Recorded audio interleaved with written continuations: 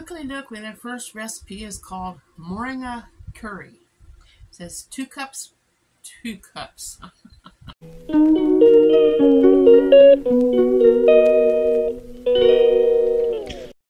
you guys, you can see I'm wearing the same shirt. That's because I'm continuing on this book to finish these recipes up and get it all done and just prepare it to upload when it needs to upload, and you guys can have these recipes. So you can come back to them and check them out when you want to make them. This next one is spicy fruit smoothie. Takes 1 cup water, 1 banana, 1/2 cup of strawberries, 1 tablespoon honey, 1/2 teaspoon ginkgo leaves, and or a tablespoon of boiled seeds, ginkgo seeds, 1/2 cup chili powder, 1/2 teaspoon chili powder. That was going to be pretty spicy if you put 1/2 cup in here. All you need to do is put all the ingredients into a blender and blend it until the mixture is smooth. If you want to add a little more nutritional value, you can add a mint and rosemary leaves. That's a nice smoothie. If you have enough herbs, I'll have to try that, but won't be till next year when I get these herbs grown and start storing them. This is so exciting for me, guys. I don't know if you can tell. This means a lot to me, and I want this so bad. Okay, the next one is oven baked herby fish. Herby fish, not herby. Your favorite white fish fillets. I like tilapia, but your favorite white fish fillets. 2 tablespoons freshly squeezed lemon juice, 2 teaspoons olive oil, 2 teaspoons dried parsley, 2 teaspoons dried basil, 1/2 teaspoon garlic powder, or 2 fresh chopped cloves crushed. 1 a little salt and pepper to taste. Preheat your oven to 350 degrees. While the oven is heating, mix the lemon juice, the oil, and the herbs in a bowl. Grease the baking pan or line it with the grease-proof paper. Place the fish fillet in the bowl. Turn it over a couple of times in the mixture, and then place it on the dish and repeat with the other fillets. Pour into leftover mixture over the fish. Cook for 15 minutes. Check that it is fully cooked and add more time if needed. The meat should be white all the way through. Sounds easy enough. I make tilapia. That's just a new recipe for tilapia. Okay, roasted vegetables. Oh, I wish I could do that this year, because if I have everything, maybe everything will grow better next year, where I can do this recipe with the herbs and the vegetables that I grow, because they didn't grow very good this year. I want to put them in little pots so I have plants to put in the ground instead of trying to let them grow from seed. That'll speed it up. Roasted vegetables.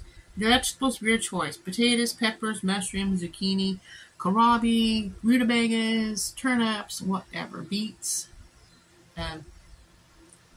parsnips, whatever you have. 3 teaspoons olive oil, 1 red onion, 1 teaspoon oregano, 1 teaspoon thyme, 1 teaspoon rosemary, 2 cloves of garlic, salt and pepper to taste, and a handful of grated cheese. Preheat your oven to 450 degrees. Prepare the vegetables. Wash and peel them when necessary, and cut. Cut the onion into wedges rather than finely chopped, and add the olive oil. Crush the minced garlic and the herbs to a bowl and mix well, and add the vegetables to the bowl. Make sure that they're turned until completely covered with the oil and herbs. Put them in the oven dish. Cook the vegetables in the oven for 30 minutes, stirring them halfway through to help them get evenly cooked. Then, when they are ready, sprinkle the cheese on top and put the baking dish in the oven until the cheese melts. Scrumptious. Okay, rosemary and chocolate cupcakes. That's different. I don't know how. I have to figure out how to do grams to other things, because I don't know how to do that. I'll give you what the book says, and then I'll figure it out and write it in my book. So when I make it and I do a video on it, I will have the way I do it, because I don't know grams.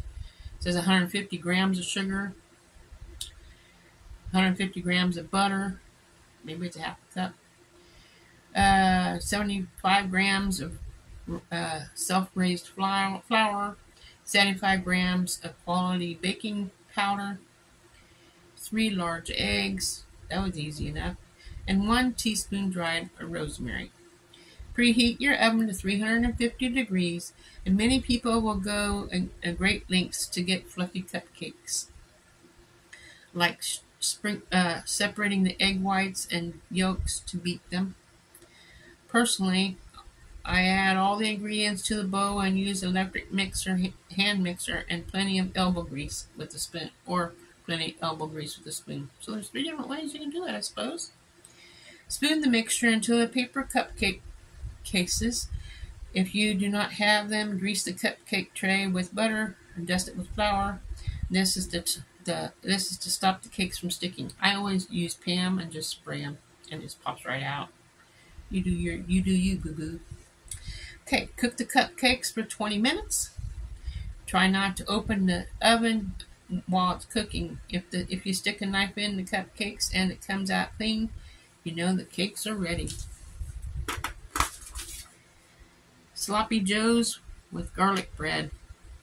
For the bread, hamburger buns, 1 teaspoon butter, 1 clove of garlic, and 1 sprig of fresh parsley, or a springful of dried parsley. And for the sauce, it says, here's one of those gram things again: 500 grams of ground beef, 1 small onion, 3 cloves of garlic, 2/3 cup of ketchup, 1/3 cup of water, 1 teaspoon oregano, 1 teaspoon thyme, 1 teaspoon rosemary, 1/2 teaspoon chili powder. Can you imagine having all these herbs grown, dried, powdered for the ones that needs powdered, and the leaves for the ones who need leaves, and have all these together? And it's just a dream. But I want it reality. Pray for me, please. Start by making your herb butter. Let the butter reach room temperature and add the finely chopped garlic and the parsley. Mix well and pop it back in the refrigerator, and chop the onion and the garlic so they're ready to go in the ground beef. And then add large frying pan, cooking the onions until they're soft, and add the garlic with the ground beef, occasionally stirring to make sure it browns evenly. Add all the ingredients and turn the heat down to let it gently simmer for about 20 minutes. It is too runny, leave it in there a little longer. With the hamburger bun, spread the garlic and the parsley butter on top of the bottom. Toss them under the grill for a couple of minutes, then spoon the Sloppy Joe sauce into the buns. Add some cheese on top if you want. There you go. Now the sweet chili sauce. It says 1 cup water, 1 cup sugar, 1 cup rice vinegar, 2 teaspoons fresh ginger, 2 teaspoons fresh chili pepper or 1 teaspoon chili powder, 2 teaspoons tomato paste, 2 teaspoons cornstarch. Bring the water and vinegar to a boil in a saucepan. Add the sugar and stir in for a minute. Add the rest of the ingredients except the cornstarch, because cornstarch is not thick enough. Turn the heat down and simmer for about 5 minutes, stirring occasionally. Add the cornstarch and keep stirring until the sauce thickens. Leave it to cool before adding into the bowl or jar, and keep it in the fridge. Last but not least, crunchy herby roast beef. Doesn't that sound good?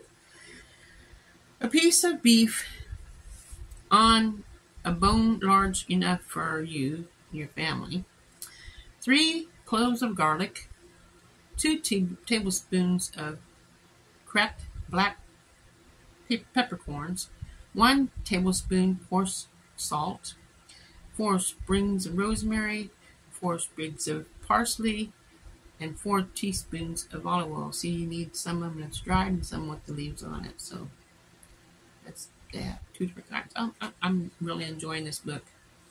Thank you, David, for watching this, for buying this book. Okay, crush the garlic and add to the bowl with all the other ingredients and mix them well. Take the mixture and spread it all over the beef and prepare the oven for 400 degrees. Let the beef sit and come to room temperature. Cook the beef for 20 minutes and then reduce the temperature to 325 degrees for the remaining cooking time. I suppose you can smoke it in the smoker with all that too. What do you think? Calculate 20 to 25 minutes per 500 grams for a medium rare. Let the meat rest for 10 to 15 minutes before serving. So we don't like our meat medium rare. You do you, boo-boo. I like mine medium well.